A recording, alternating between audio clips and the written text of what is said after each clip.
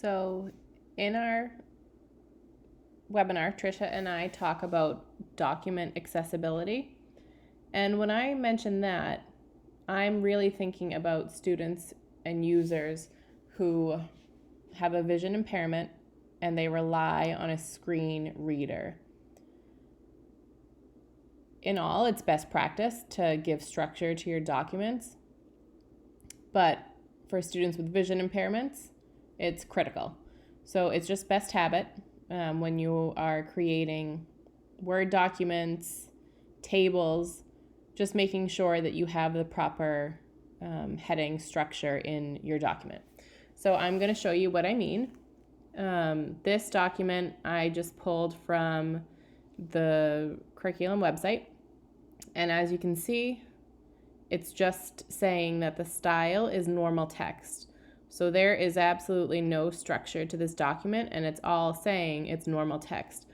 So as a person with a vision impairment who's using a screen reader, we're not giving any information to the technology so that it's able to inform its user what's important and what's not. Because as a sighted user, you skim, you look for the headings, you look for the bold text to know what you're supposed to focus on.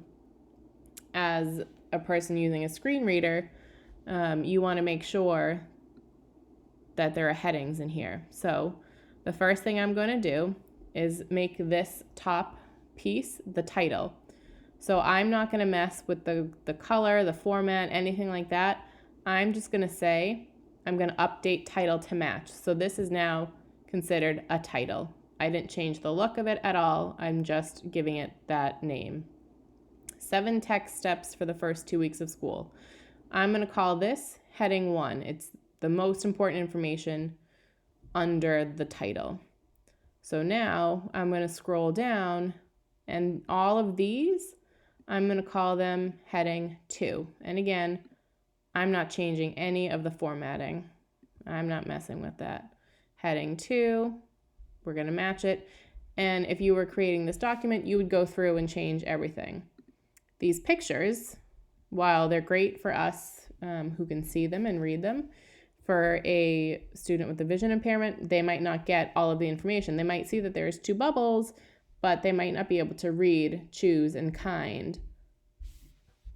So I'm going to add alt text to the picture. So if you control click or right click on a PC, you can see that there is something called alt text. So what you're going to do is you're going to give the title. So this is word bubbles. You just have to be descriptive. You don't have to be exact with, there's 3 cats and one's black and white stripes.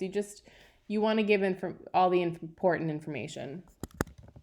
Choose and kind. Word bubbles. And so this next one is easy. Control click. I'm just going to say that this is the Google Chrome logo. Green, red, yellow, circle. And then you would go through and continue to change everything to match the formatting.